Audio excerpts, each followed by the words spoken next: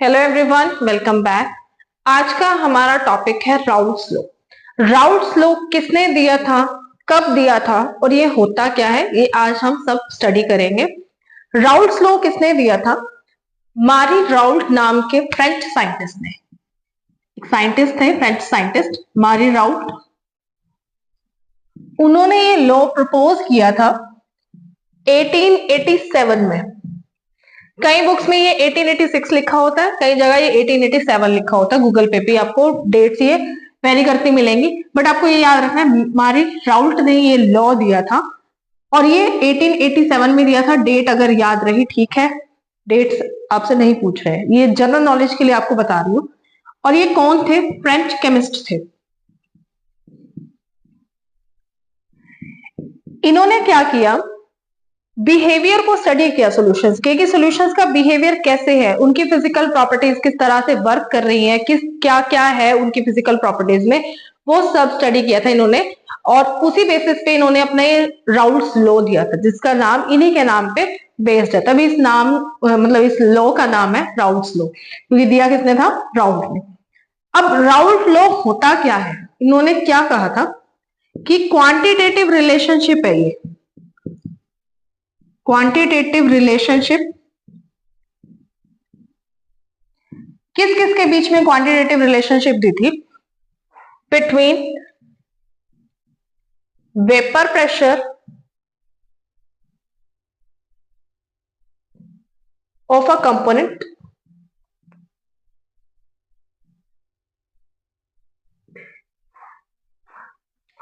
in liquid state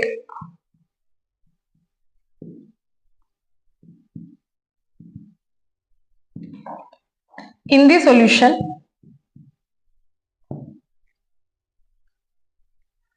to its mole fraction. पहले मैंने लिख दिया, मैं समझाती हूं इसको कि है क्या ये। यहां पे वर्ड आएगा पार्शियल। जो इन्होंने लॉ प्रपोज किया था उसमें इसने क्वांटिटेटिव रिलेशनशिप दी थी किस किस के बीच में। एक तो पार्शियल वेपर प्रेशर, हर कंपोनेंट का, किसी भी कंपोनेंट का इन्होंने लिक्विड स्टेट में ले लिया सॉल्यूशन के अंदर, उसके पार्शियल वेपर प्रेशर को रिलेट किया गया उसी की मोल फ्रैक्शन से। मतलब कोई कंपोनेंट ले लिया, मान लो सोल्यूट लिया या सॉल्वेंट लिया, यहाँ पे सॉल्वेंट मेनली माना जाता है कि सॉल्वेंट का जो पार्शियल वेपर प्रेशर है सॉल्यूशन के अंदर, वो उसकी मोल फ्रैक्शन के डायरेक्टली प्रोपोर्शनल, और लिक्विड स्टेट में वो कंपोनेंट होना चाहिए, ठीक है, सॉल्यूशन के अंदर। तो ये क्वांटिटेटिव रिलेशनशिप थी। अभी लॉ की स्टेटमेंट नहीं मैंने लिखी है, मैंने सिर्फ लॉ बताया है कि इन्होंने किया क्या था। इन्होंने क्वांटिटेटिव रिलेशनशिप, अगर कोई पूछ लेना कि what is Raoult's law, statement अलग है लेकिन राउल्ट्स लॉ है क्या? राउल्ट्स लॉ एक क्वांटिटेटिव रिलेशनशिप है, क्वांटाइज्ड किया गया है किस किस को, पार्शियल वेपर प्रेशर किसी भी कंपोनेंट का किससे रिलेटेड है, उसकी मोल फ्रैक्शन से, उसी कंपोनेंट की मोल फ्रैक्शन से सॉल्यूशन के अंदर जो भी उसकी मोल फ्रैक्शन रहेगी। ये राउल्ट्स लॉ हमारा होता है, ये रिलेशन। अब इसको स्टेट करना है, जैसे अब देखो, मान लो हमारे पास दो कंपोनेंट्स हैं, स्टेटमेंट अभी लिखेंगे हम। दो कंपोनेंट्स है ए और बी।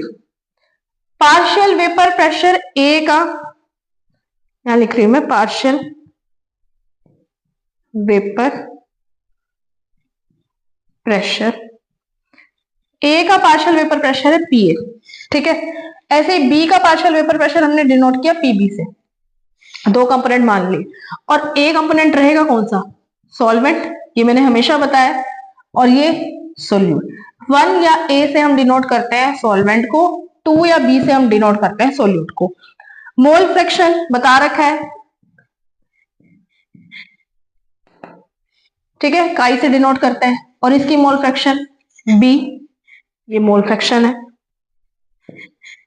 तो इसने क्या किया था, इन दोनों के बीच में, जैसे एक कंपोनेंट ये पकड़ लिया, ठीक है, इसको कंसीडर कर रहे हैं हम सॉल्वेंट को, तो इन दोनों की रिलेशन क्या है आपस में, या फिर इसको कंसीडर कर लिया, इन दोनों की रिलेशन आपस में क्या है रहेगी, तो सिमिलर रिलेशनशिप ही। तो वो रिलेशनशिप क्या थी, वो क्वांटिटेटिव रिलेशनशिप क्या थी, वो ही है हमारा राउल्ट्स लॉ। तो अब लिखते हैं इसकी स्टेटमेंट, फिर करते हैं इसकी डेरिवेशन। तो इसको लिखोगे कैसे? अकॉर्डिंग टू दिस लॉ, अकॉर्डिंग to this law, the partial vapour pressure of the partial vapour pressure of sorry of each component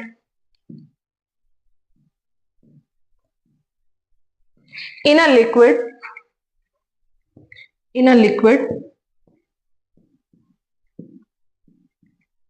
is directly proportional to, और लिक्विड कौन सा है? आइडियल सॉल्यूशन, ठीक है, क्योंकि एप्लीकेबल ये आइडियल सॉल्यूशन को होता है, Raoult's law.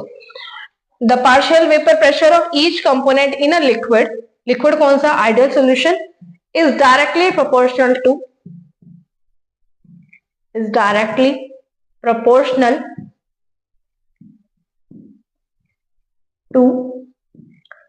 its mole fraction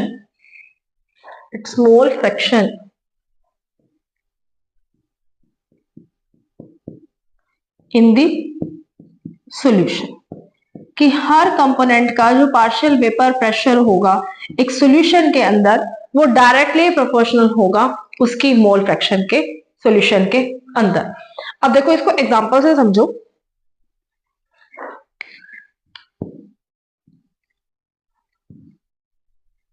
ये एक कंटेनर है, इसके अंदर हमने कंपोनेंट्स रख दिए। एक कंपोनेंट ये और दूसरा कंपोनेंट ये है।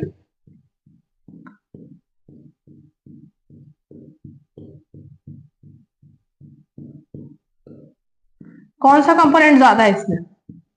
जिस कंपोनेंट में ब्लू कलर से डिनोट कर रही हूं उसी के नंबर ऑफ मोल्स क्या है? ज्यादा है ना। तो जिसके नंबर ऑफ मोल्स ज्यादा होंगे उसी की मोल फ्रैक्शन क्या होगी? ज्यादा। और ओवरऑल प्रेशर की बात करें, ओवरऑल प्रेशर तो ये दोनों ही एक कंपोनेंट एक्सर्ट कर रहे हैं, बट मेन कंट्रीब्यूशन किसका आएगा? ब्लू से रिप्रेजेंट कर रही हूं मैं जिसको, उसका आएगा ना कंट्रीब्यूशन। तो जितना ज्यादा मोल फ्रैक्शन होगा उतना ही ज्यादा क्या होगा? पार्शियल वेपर प्रेशर हो। ये दोनों डायरेक्टली प्रोपोर्शनल होते हैं एक दूसरे के। फिर वही दो कंपोनेंट्स मान लिए, let A and B be two components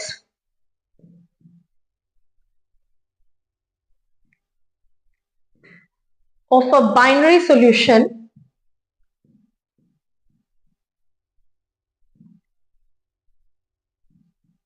और ये दोनों ही क्या है? मान लो वोलेटाइल है। पहले वोलेटाइल का केस देखते हैं कि ये दोनों वोलेटाइल है, कंटेनिंग वोलेटाइल लिक्विड्स। या फिर ऐसे ना लिखो, इसको ऐसे लिखो, late A and B be two components of a binary solution and both are volatile, दोनों वोलेटाइल है। वोलेटाइल और नॉन वोलेटाइल का केस मैंने लास्ट क्लास में बताया था कि वोलेटाइल क्या होता है, नॉन वोलेटाइल क्या होता है, इसीलिए मैं उसको आज नहीं एक्सप्लेन कर रही हूं, तभी मैंने उसके लिए एक सेपरेट वीडियो बना दी थी। ए और बी दो कंपोनेंट्स हैं एक बाइनरी सॉल्यूशन के। बाइनरी सॉल्यूशन दो ही कंपोनेंट होते हैं जिसमें, और दोनों ही कंपोनेंट्स क्या है? वोलेटाइल है। अब ए और बी की मोल फ्रैक्शन, मोल फ्रैक्शन दोनों की क्या आएगी? यहां लिखा ए, यहां लिखा बी। मोल फ्रैक्शन ए की क्या रहेगी? काई ए। मोल फ्रैक्शन बी की क्या रहेगी? काई बी।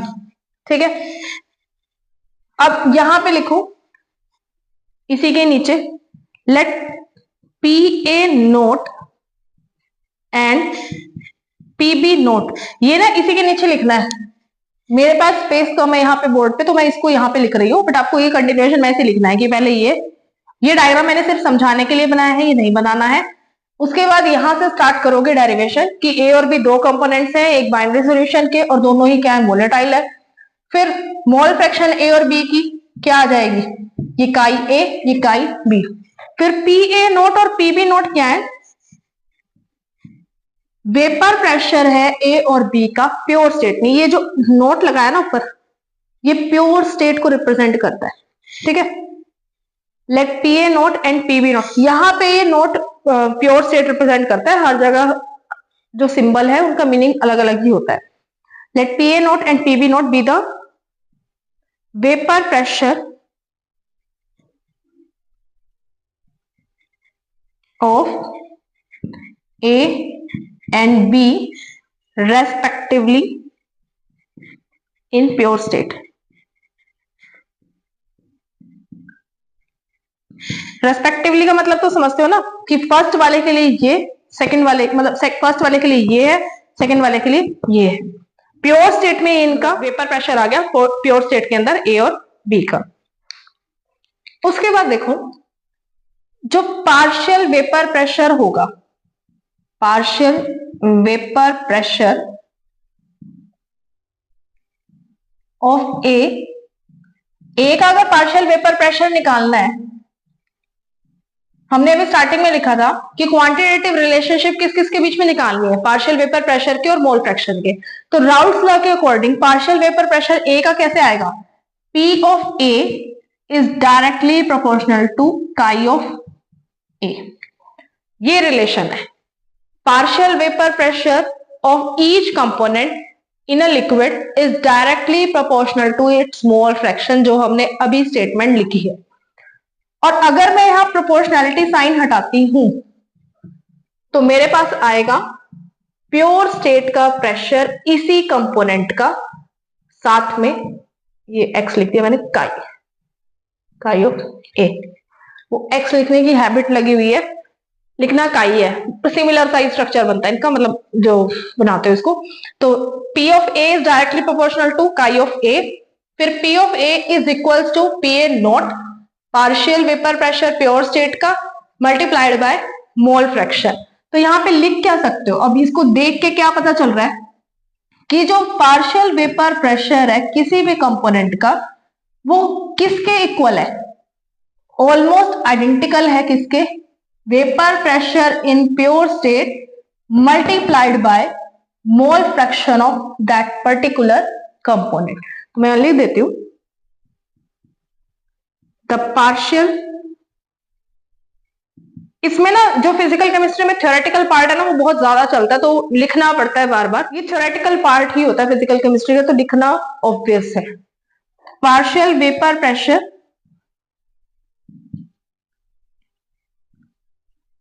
ऑफ अ कंपोनेंट, कौन सा कंपोनेंट है यहां पे, सॉल्वेंट. ए सॉल्वेंट है याद रखना. In a solution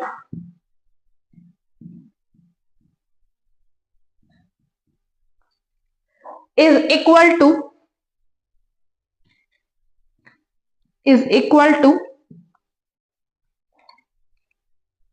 its vapor pressure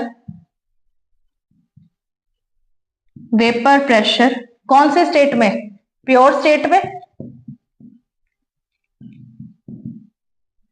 और ये क्या हो रहा है यहां पे, मल्टीप्लाई हो रहा है, मल्टीप्लाइड बाय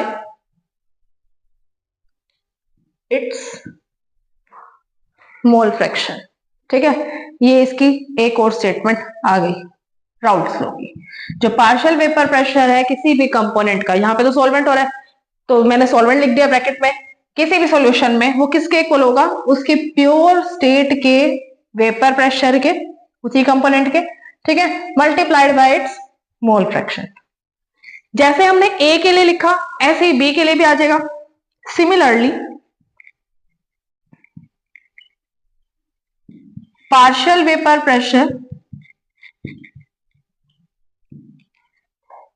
of B,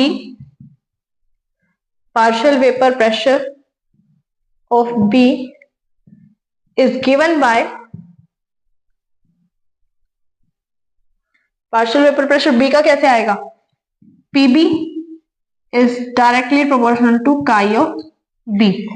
और प्रोपोर्शनलिटी साइन यहां पे भी हटाओगे तो क्या आएगा, PB is equals to PB not and chi B. ये आ गई सेकेंड रिलेशन.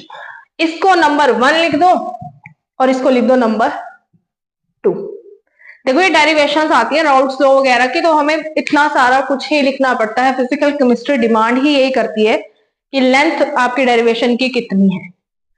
ऑर्गेनिक में टू द पॉइंट आंसर होता है, इनऑर्गेनिक में भी टू द पॉइंट आंसर होता है, लेकिन इनमें क्या होता है, फिजिकल केमिस्ट्री में हमें पूरी डेरिवेशन, एक एक वर्ड, एक एक लाइन कंप्लीटली लिखकर दिखानी होती है। ठीक है, यहां तक अगर लिख लिया हो तो मैं इसको क्लियर कर दूं। अब हमने दोनों कंपोनेंट्स का पार्शियल वेपर प्रेशर देख लिया कि ए का पार्शियल वेपर प्रेशर उसकी मोल फ्रैक्शन से रिलेटेड है, बी कंपोनेंट का सोल्यूट का वेपर प्रेशर उसकी मोल फ्रैक्शन से रिलेटेड है। लेकिन अगर सॉल्यूशन का वेपर प्रेशर निकालना है तो यहां पे अब किसकी एंट्री हुई, डाल्टन्स लॉ की। According to Dalton's law of partial vapour pressure, Dalton's law क्या कहता है कि जो टोटल वेपर प्रेशर है सॉल्यूशन का वो किसकी वजह से है, सारे कंपोनेंट्स के पार्शियल वेपर प्रेशर की वजह से है, उन्हीं का ही टोटल सम है।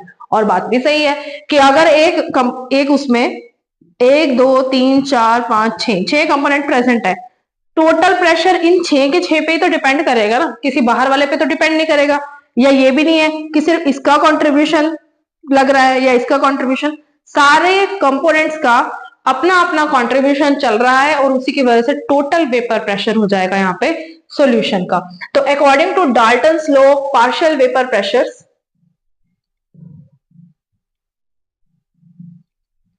Dalton's law of partial vapor pressure,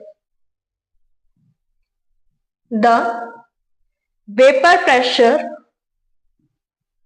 of a solution, the vapor pressure of a solution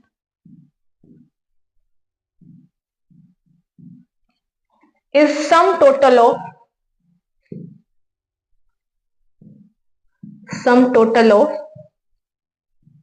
partial vapor pressures, sum total of partial vapor pressures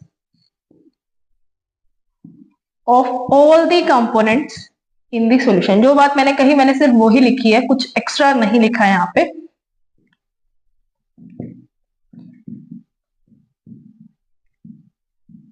क्या कहा है मैंने कि जो पार्शियल वेपर प्रेशर है हर कंपोनेंट का वो कंट्रीब्यूट करेगा किसमें, total vapour pressure of solution. और ये डाल्टन्स में ने अपने लॉ में कहा है कि जो वेपर प्रेशर है किसी भी सॉल्यूशन का वो सम टोटल है partial vapour pressures of all the components in the solution. ठीक है, सॉल्यूशन के अंदर जितने भी कंपोनेंट्स प्रेजेंट है उनका सबका जो भी वेपर प्रेशर होगा वो कंट्रीब्यूट करेगा किसमें, total vapour pressure of the solution. ठीक है, अब हमने सोल्यूट और सॉल्वेंट दोनों का वेपर प्रेशर लिख लिया, अब उसको यहां अप्लाई करते हैं। फर्स्ट इक्वेशन हमारी क्या बनी थी, P A equals to P A not chi A. Second equation क्या बनी थी, PB equals to PB not chi B, ये सेकेंड इक्वेशन। अब सॉल्यूशन का वेपर प्रेशर निकालना है, क्योंकि दो ही कंपोनेंट है तो उन्हीं के प्रेशर का सम होएगा, यही होगा ना। P S equals to P A plus P B. P S कैसे निकालोगे, पी ए की वैल्यू पुट करो, पी ए क्या है, P A not chi A plus P B क्या है, P B naught chi B. अब अगर याद हो सेकेंड लेक्चर में मैंने बताया था कि किसी की मोल फ्रैक्शन, सेकेंड या फर्स्ट लेक्चर में मैंने बताया था कि किसी भी सॉल्यूशन के अंदर कितने मर्जी कंपोनेंट्स प्रेजेंट हो उन सब की मोल फ्रैक्शन का सम इज ऑलवेज 1। चाहे यहाँ n number of components present हो तब भी ये क्या रहेगा, ये सम आएगा 1 के इक्वल। मैं यहाँ साइड में लिख रही हूँ इसको क्योंकि यहाँ लिखनी है, ठीक है, because chi A plus chi B equals to 1। यहां पे मैं क्या करूंगी, काई ए की जगह क्या आ जाएगा, 1 माइनस काई बी। और हमें करना भी यही है, जितनी भी क्वालिटेटिव प्रॉपर्टीज आएंगी जहां जहां पे मोल फ्रैक्शन सॉल्वेंट की होगी वहां हमें सोल्यूट की करनी है, क्योंकि हम बात किसकी करते हैं, सोल्यूट की ही करते हैं। अब पी एस क्या आ जाएगा, P A naught 1 minus chi B plus PB naught chi B. इसको ओपन करो ब्रैकेट को, P A naught minus P A not chi B plus P B naught chi B. Chi B वाली terms जो mole fraction B की है वो वाली terms अलग कर लो और बाकी टर्म्स अलग कर लो। हमारे पास क्या इक्वेशन बनेगी, ऊपर वाला हिस्सा रब कर लू मैं। अब ये क्या बन जाएगा, P S equals to P A not plus, मैं इस टर्म को यहां ले रही हूं, इसको यहां ले रही हूं, तो ये क्या बन जाएगा, काई बी ब्रैकेट में आएगा P B not minus P A not. करके देख लो, चाहे इसको यहां लिख दो, इसको यहां लिख दो, फर्क तो नहीं पड़ेगा। ठीक है, तो काई बी कॉमन आ जाएगा, क्या बचेगा, पी बी नॉट, इसके आगे माइनस का साइन है, माइनस पी ए नॉट। ठीक है, काई बी क्या आ जाएगा यहां से, इसको इधर ले आओ, P S minus P A naught is equals to chi B P B not minus P A naught. ये हो गया बस हमारा राउट्स लो खत्म। एंड में यहां ये लिख देना P S minus P A not upon P B not minus P A not. बस यहां एंड कर देना इसको, क्योंकि यहां से आगे जो करना है वो हमने करना है first colligative property relative lowering in vapour pressure, जहां हमारा राउट्स लो खत्म। ठीक है, और अगर हमारे जो कंपोनेंट्स हैं, क्योंकि इसकी स्टेटमेंट में मैंने लिक्विड स्टेट लिखा हुआ है, अगर कंपोनेंट गैसियस स्टेट में है, in case of gaseous state, वहां पे जो हमें डाल्टन्स लॉ अप्लाई करना है ना, वो ऐसे करोगे कि अगर मुझे यहां मान लो 1 और 2 है दो कंपोनेंट, इसका मोल फ्रैक्शन है y1, इसकी मोल फ्रैक्शन है y2, मैंने जस्ट सेलेक्ट कर ली कि दो कंपोनेंट्स है 1 एंड 2, इसकी मोल फ्रैक्शन है y1, इसकी मोल फ्रैक्शन है y2। तो यहां पे जो पार्शियल वेपर प्रेशर निकालोगे ना, वो ऐसे आएगी टोटल। इसमें हमने क्या किया था, ये वाली देखो इक्वेशन, कि जो कंपोनेंट का पार्शियल वेपर प्रेशर है वो उसी के प्योर स्टेट के वेपर प्रेशर के इक्वल आएगा, साथ पे मोल फ्रैक्शन। अब यहाँ पे डिफरेंस क्या है, देखो कंपोनेंट ऐसे के ऐसा ही, partial vapour pressure, mole fraction वही की वही, लेकिन यहाँ कंपोनेंट का प्रेशर नहीं है, यहाँ पूरा टोटल वेपर प्रेशर है सॉल्यूशन का। किस स्टेट में ये अप्लाई होगा, जब कंपोनेंट्स किस स्टेट में प्रेजेंट है, कैसे स्टेट पे प्रेजेंट है। ऐसे ही P2 के लिए निकालना है तो Y2 P टोटल, मतलब यहाँ प्योर स्टेट वाला कोई सीन नहीं है, यहाँ पे टोटल वेपर प्रेशर जो सॉल्यूशन का है वो मल्टीप्लाई करना है मोल फ्रैक्शन से, तो हमारे पास आएगा किसी भी पर्टिकुलर कंपोनेंट का पार्शियल वेपर प्रेशर। ठीक है, ये राउट्स लो यहाँ पे खत्म। अब राउट्स लो एप्लीकेबल किसको होता है, applicable to only ideal solution. ठीक है, दो तरह के सॉल्यूशन है, कहते हैं आइडियल सॉल्यूशन, एक होता है नॉन आइडियल सॉल्यूशन। इनकी पहचान करने में बताऊंगी, और एक इसका भी ग्राफ करना है। ग्राफ सबसे ज्यादा कंफ्यूजिंग होता है, कंफ्यूजिंग होता तो नहीं है, वो बना रखा है कंफ्यूजिंग, बट उसको समझना बहुत आसान है। अभी ग्राफ कराती हूँ। पहले देखो, आइडियल सॉल्यूशन होता है और एक नॉन आइडियल सॉल्यूशन। ये लो एप्लीकेबल है सिर्फ और सिर्फ आइडियल सॉल्यूशन के, नॉन आइडियल को एप्लीकेबल नहीं है। अब ये होते क्या है, पहले इसका ग्राफ करते हैं, फिर करेंगे आइडियल और नॉन आइडियल सॉल्यूशन। अब करते हैं राउट्स लॉ का ग्राफ। राउट्स लॉ के ग्राफ पे आज की क्लास एंड कर देंगे, क्योंकि फिर ज्यादा लेंदी हो जाएगी। कल ही मैं अपलोड कर दूंगी नेक्स्ट लेक्चर, जिसमें आइडियल और नॉन आइडियल सॉल्यूशन हम स्टडी करेंगे। मैं नहीं चाहती कि लेक्चर बहुत लेंदी हो जाए और वो बोरिंग हो जाए। ठीक है, मैं यहां बना देती हूँ, देखो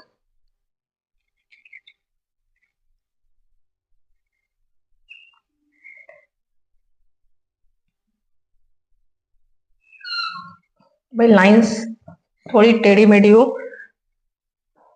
एडजस्ट करना। अब हम ये प्रिज्यूम करके चल रहे हैं, एजम्पशन ये मान रहे हैं हम कि जो पार्शियल वेपर प्रेशर है प्योर स्टेट में बी का, वो ज्यादा है एज कंपेयर टू ए का partial vapour pressure in pure state. B और ए में कंफ्यूज मत होना, मैं बार बार बोल चुकी हूं कि बी हमारा सोल्यूट है, ए हमारा सॉल्वेंट है, थ्रू आउट द चैप्टर, ये याद रखना है। अब ये हमने एज्यूम कर लिया, ये प्रिज्यूम्ड है, पहले से ही एज्यूम्ड है, प्री एज्यूम्ड लिख लो, प्रिज्यूम्ड नहीं समझ आ रहा है तो प्री एज्यूम्ड है, प्री एजम्पशन कि जो पार्शियल वेपर प्रेशर है प्योर स्टेट में बी का वो ज्यादा है ए के पार्शियल वेपर प्रेशर से। ये बात याद रह गई तो ये ग्राफ बिल्कुल आसान लगेगा देखना भी। फर्स्ट लाइन मैंने बनाई है ए के लिए, partial vapour pressure of A in pure state. जो सेकेंड लाइन बनाई है वो है partial vapour pressure of B in pure state. अब हमने माना है कि P of B is more as compared to P of A, तो अपने आप कहीं मार्क लगा लिया, ये मैंने यहां मार्क लगा दिया, ये मैंने यहां मार्क लगा दिया, ये क्योंकि कम है ये वाला प्रेशर जो है ज्यादा है। ये लाइन क्योंकि P ऑफ A के लिए है, A का ही प्रेशर चल रहा है, तो इस पॉइंट पे A की जो मोल फ्रैक्शन है वो मान ली 1 मैक्सिमम और B की जो मोल फ्रैक्शन है वो है 0। ऑब्वियस सी बात है अगर ये लाइन रिप्रेजेंट कर रही है ए के पार्शियल वेपर प्रेशर को तो वो किससे रिलेटेड है, ए की मोल फ्रैक्शन से ही रिलेटेड है ना। तो ए की मोल फ्रैक्शन मैंने मान ली मैक्सिमम 1, मिनिमम 0 मान के चल रहे हैं, मैक्सिमम 1 मान के चल रहे हैं, ये मिनिमम ये मैक्सिमम। अब यहां से मूव करना शुरू किया, यहां से इधर तक पहुंचोगे, यहां किसका कर्व है, मतलब किसकी लाइन है, ये P ऑफ B की है। तो जैसे जैसे हम लेफ्ट टू राइट मूव करेंगे x ऑफ B कम होता जाएगा और ये इंक्रीज होता जाएगा। x बोल रही हूं मैं बार बार, बस समझ जाना कि काई है, वो हैबिट लगी हुई है कि x ही बोलते हैं इसको। तो ये काई ऑफ A कम होता जाएगा, काई ऑफ B इंक्रीज होता जाएगा और इंक्रीज होते होते मैक्सिमम वैल्यू कितनी हो जाएगी 1। तो काई ऑफ B यहां पे कितना हो गया 1 हो गया मैक्सिमम वैल्यू, और काई ऑफ A मिनिमम वैल्यू कितनी आ जाएगी 0 हो जाएगी। इस पॉइंट पे ये 1, ये वाला ये 1 PA नोट के लिए, इस पॉइंट पे काई ऑफ B 1 है PB नोट के लिए। अब देखो प्रेशर और ये वाली रिलेशन भी यहीं लिख लो, PA not chi of A, PB equals to PB not chi of B। अब देखो जो प्रेशर है टोटल वो किसका प्रोडक्ट है, इसका मोल फ्रैक्शन का, इसका partial vapour pressure in pure state साथ में मोल फ्रैक्शन। अब मोल फ्रैक्शन कम होती जा रही है तो पार्शियल वेपर प्रेशर भी क्या होता जाएगा, ये लाइन अगर रिप्रेजेंट कर रही है P ऑफ A को तो P ऑफ A क्या होता जाएगा, डिक्रीज होता जाएगा ना, क्योंकि हमारे पास मोल फ्रैक्शन क्या होती जा रही है कम। और पार्शियल वेपर प्रेशर किस किस का प्रोडक्ट है, प्योर स्टेट के वेपर प्रेशर का साथ में मोल फ्रैक्शन का। प्रेशर फिक्स्ड है लेकिन मोल फ्रैक्शन क्या होती जा रही है कम होती जा रही है, तो जो टोटल प्रेशर है ए का वो क्या होता जा रहा है कम, ये चीज क्या होती जा रही है कम होती जा रही है।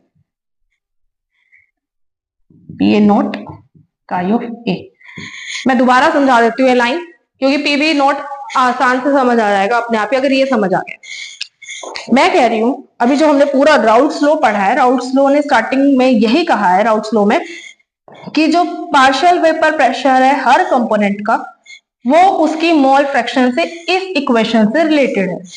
अगर वो फर्स्ट कंपोनेंट की बात कर रहा है तो फर्स्ट कंपोनेंट के सबस्क्रिप्ट लिखेगा, अगर वो सेकंड कंपोनेंट की बात कर रहा है तो हम यहाँ पे सेकंड कंपोनेंट के सबस्क्रिप्ट लिखेंगे। ये लाइन रिप्रेजेंट कर रही है partial vapour pressure pure state में किसका A का, ये लाइन रिप्रेजेंट कर रही है partial vapour pressure of B pure state में। अब ये लाइन जो एक्स एक्सिस है वो मोल फ्रैक्शन को रिप्रेजेंट कर रही है। अब क्योंकि मोल फ्रैक्शन A की यहाँ पे 1 है मैक्सिमम, लाइन के अकॉर्डिंग राइट डायरेक्शन में मूव करोगे तो मोल फ्रैक्शन क्या होती जा रही है कम होती जा रही है। A पे ही फोकस करो, अभी A यहाँ पे मैक्सिमम थी mole fraction, along a period कह रही हूँ, दिमाग में इनऑर्गेनिक चल रही है। अब यहां से हम राइट डायरेक्शन में मूव करेंगे, एक्स एक्सिस के अलोंग मूव करेंगे तो जो मोल फ्रैक्शन है A की वो क्या हो गई 0। तो ये प्रेशर अल्टीमेटली किसको अप्रोच कर रहा है 0 को। हम क्या करते हैं, हम ग्राफ ऐसे याद कर लेते हैं कि ये लाइन ऊपर बनानी है और ये यहाँ पे ऐसे ऐसे ही जोड़ देना है। ऐसे नहीं, ऐसे कभी भी ग्राफ याद नहीं होता, ग्राफ को समझना पड़ता है। ये डिक्रीज होके यहाँ पहुंच गया अब इस लाइन पे आ जाओ, इस पॉइंट पे काई ऑफ बी मैक्सिमम है, इधर मूव किया लेफ्ट डायरेक्शन की तरफ, तो ये क्या होती जा रही है, मिनिमम। तो जब ये मिनिमम होती जा रही है तो इसका जो प्रेशर है वो भी क्या होता जाएगा, डिक्रीज। तो ये पी बी की कर्व हो गई पी बी नोट साथ में काई ऑफ बी। आई थिंक अब ये ग्राफ समझ आ गया होगा, जो आप लोग पढ़ते आ रहे हो काफी टाइम से, जो लोग हायर लेवल की तैयारी कर रहे हैं उनको भी ये समझ आ गया होगा कि ग्राफ ये किस तरह से बना है। हम वैसे ही लाइंस याद कर लेते हैं कि ऐसे गए ऐसे गए, बट हमें एक्सप्लेनेशन नहीं पता होती इसकी। एक्सप्लेनेशन इसकी ये है कि मोल फ्रैक्शन कम हो रही है तो ऑब्वियस सी बात है जो पार्शियल वेपर प्रेशर है वो भी क्या होता जाएगा, कम। ऐसे ही यहाँ पे, और ये लाइन तो इन दोनों का डिस्टेंस है पी ए नोट और पीबी नोट का। कौन ज्यादा है, पीबी नोट ज्यादा है, जो हमने एज्यूम किया था। ये हो गया हमारा राउल्ट्स लॉ का ग्राफ। ठीक है, यहाँ पे हम इस क्लास को एंड करते हैं। ये आइडियल सॉल्यूशन के लिए ग्राफ रहेगा, ये भी याद रखना, ये आइडियल सॉल्यूशन का ग्राफ है। नेक्स्ट क्लास में हम करेंगे difference between ideal and non ideal solution.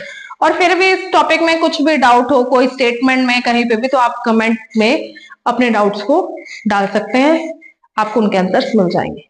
तो आज के लिए इतना ही। Thank you and have a nice day.